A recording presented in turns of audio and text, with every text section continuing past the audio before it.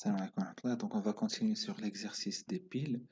Donc, avant d'entrer dans le vif du sujet de l'exercice, on va voir juste un petit exemple. Ça concerne si vous voulez, une pile bicolore. Donc, on suppose qu'on a une pile d'assiettes noires et blanches. Et l'objectif, c'est de mettre dans la pile P2, de ranger toutes les assiettes blanches au-dessous de toutes les assiettes noires. Donc, c'est ce qu'on va essayer de faire. Donc, on va commencer, puisque ce sont des piles, donc on a le droit qu'à deux opérations, c'est empiler et dépiler. Donc, ici, ce qu'on peut faire, c'est dépiler la première assiette, puisque c'est une assiette blanche. Donc, ça va nous arranger. On va la mettre la pile P2. Donc, voilà, première opération, extraire l'élément qui est ici et l'insérer ici. D'accord? Deuxième opération, c'est la même chose, une blanche, donc on la garde sur P2. Troisième opération, c'est une assiette noire et donc on ne peut pas la mettre ici parce que si on va la mettre ici, on ne peut pas respecter la condition, c'est que toutes les assiettes blanches doivent être au-dessous de toutes les assiettes noires. Donc ce qu'on va faire, on va prendre une troisième pile P3 et mettre dedans les assiettes noires. Voilà, premier exemple. Donc assiette blanche, on va la dépiler de P1 et l'empiler dans P2. Assiette noire, la dépilée de P1 et l'empilée dans P3. Assiette noire, la même chose, dépilée de P1 et l'empilée dans P3. Et en fin de compte, assiette blanche. Donc, la première phase, nous avons toutes les assiettes blanches, elles sont rangées dans P2 et toutes les assiettes noires, elles sont rangées dans P3. Donc, ce qui reste à faire, c'est de prendre les assiettes qui sont dans P3 et les mettre sur les assiettes qui sont dans P2. Et donc, on aura, en fin de compte, la condition réalisée, c'est-à-dire toutes les assiettes blanches sont au-dessous de toutes les assiettes noires. Donc, ce qu'on va faire ici, c'est la même chose. On va dépiler une assiette de P3 et l'empiler dans P2. Donc, voilà, dépiler de P3, l'empiler dans P2, B dépiler de 3, ainsi de suite. Donc, et en fin de compte, on a répondu à la condition, c'est toutes les assiettes blanches au-dessous de toutes les assiettes noires. Donc, si vous voulez, ça ressemble un peu à l'exercice qu'on veut traiter, d'accord? Sauf que au lieu qu'elles soient des assiettes blanches, ça va être un nombre pair, et au lieu qu'elle soit une assiette noire, ça va être un nombre impair tout simplement. Et donc, pourquoi ça répond à la question d'exercice? Parce que la condition de l'exercice, on ne veut pas forcément garder l'ordre d'apparition des pairs et des impairs qui ont été dans P1. On ne veut pas forcément les garder dans P2. Et la deuxième condition qui nous aide un peu, c'est qu'on ne veut pas garder forcément les éléments triés dans P2.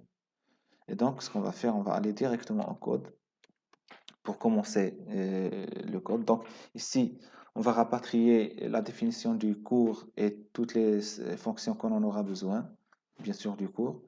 Euh, Petit rappel, ici, typedef, qu'est-ce qu'elle fait? Typedef, elle redéfinit ou là, elle donne un synonyme à un type avec un synonyme qui est plus réduit. Donc ici, c'est toute cette définition-là, d'accord? Cette définition-là, c'est-à-dire struct, stack, qui contient deux éléments, data et next. Toutes ces définitions-là, on va lui donner le synonyme, c'est stack. D'accord? Stack avec des majuscules. Donc, dorénavant, on peut utiliser un type qui s'appelle stack, tout simplement. Et donc, ce qu'on va rapatrier, la fonction push, c'est le fait d'insérer dans une pile pointée par étoile head, d'accord? Étoile head. On va insérer à la tête, ou la empiler si vous voulez, un élément qui contient la valeur value. Donc, comme vous voyez ici, on a vu le code de la première partie. Ici, le head, c'est un étoile sur stack, mais on le fait passer par adresse. C'est pour cela que vous voyez ici deux étoiles pour le head. D'accord? La même chose pour l'extraction. Donc, il faut mettre étoile head, il faut le modifier. Donc, c'est pour cette raison que étoile head va être passé par adresse. Et en fin de compte, la fonction pop, qu'est-ce qu'elle fait? Comme on a dit, la première partie, c'est elle doit extraire l'information et la retourner ici. C'est pour cela qu'on en retourne un entier. Puis mettre à jour la tête de la pile et en fin de compte libérer l'espace mémoire. On ajoute la fonction affiche pile qu'on l'a rapatrié aussi du cours, d'accord? Ici, donc, on va faire un affichage vertical, d'accord? Et ce qu'on nous demande, c'est la fonction paire impair, ce qu'on va faire après. Mais d'abord, on vérifie un remplissage d'une liste. Donc, ça va être une pile P1, d'accord? Et puis, on va la remplir euh, des éléments entre 1 et 10. Donc, on va tout simplement mettre une boucle sur le i. On va, à chaque fois, on va empiler le i. D'accord? On va empiler le i, voilà, dans la liste P1. D'accord? Et on va vérifier est-ce que ça marche. D'accord? Voilà, donc on a empilé donc 1, 2, 3, 4, 5, 6, 7, 8, 9, 10. Donc ça marche. Donc maintenant, on va faire la fonction impair pair qui va construire une. Donc on va commencer par la construction, la déclaration d'une euh, d'une d'un pointeur vers pile. Bien sûr, il faut l'initialiser à nul, d'accord.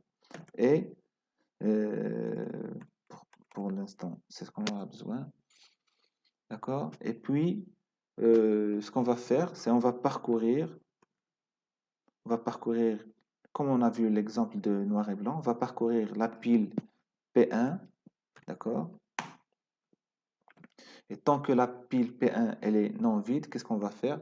On va dépiler, donc dépiler c'est pop, d'accord? On va dépiler de P1, donc passage par adresse de P1, on va dépiler par P1 et le mettre dans une variable, on va l'appeler val, d'accord? Donc ici, il faut déclarer une variable val.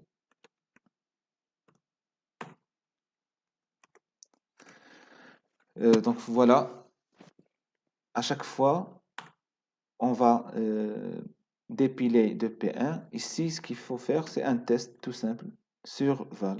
Si val, elle est paire, c'est-à-dire modulo de 2 est égal à 0, tout simplement, ce qu'on va faire, on va l'empiler, d'accord? Passage par adresse.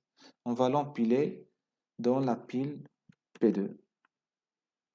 Empiler quoi? Empiler val. Et val, c'est ce qu'on a dépilé de P1. D'accord? Else, c'est-à-dire si elle est euh,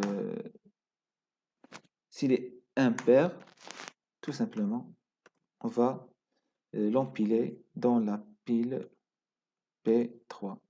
Donc, je rappelle que les pairs représentent ce qu'on a vu les assiettes blanches et les impairs représentent les assiettes noires. Donc, on va val.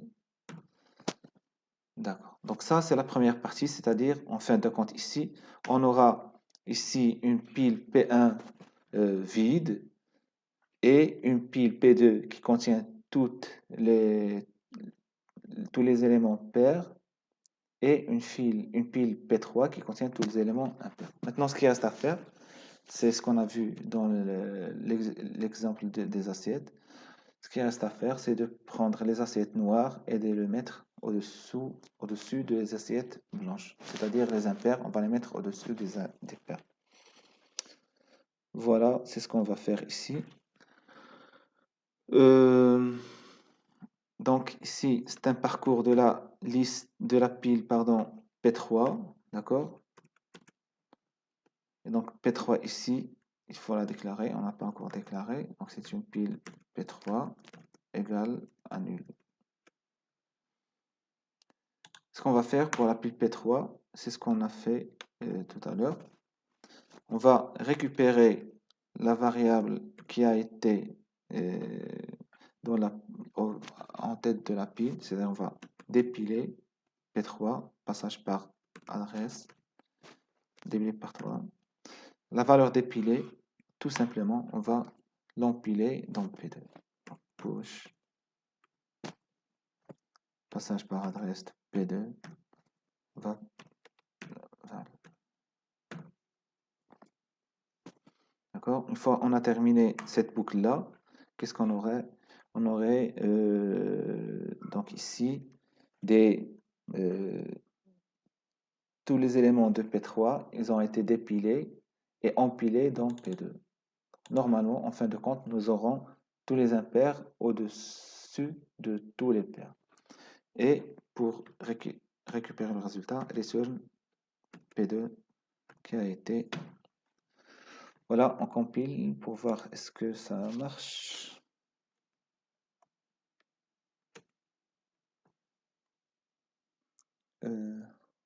D'accord.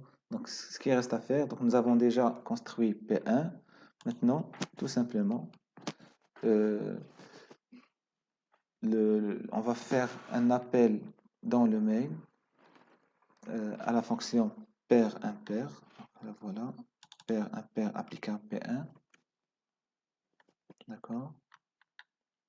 Donc, pair impair appliqué par un P1,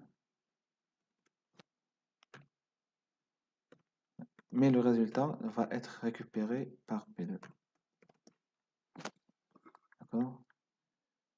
Ici, voilà. Donc, pair impair, elle a besoin d'un pointeur vers stack, P1 pointeur vers stack. Donc, ça a l'air de marcher. Ce qui reste à faire, c'est d'afficher la pile P2 pour voir est-ce que les pairs sont au-dessous des impairs, tout simplement. On va exécuter.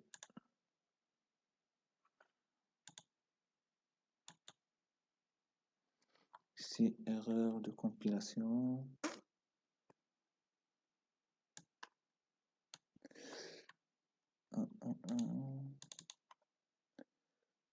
Ah oui, on n'a pas encore déclaré le P2. Je m'excuse.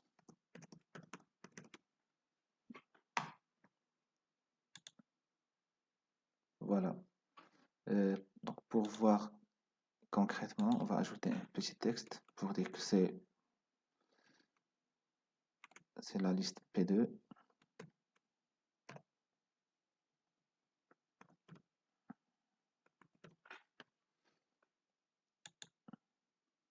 Voilà, donc première liste P1, liste P2, pair, pair, pair, pair, puis les impairs.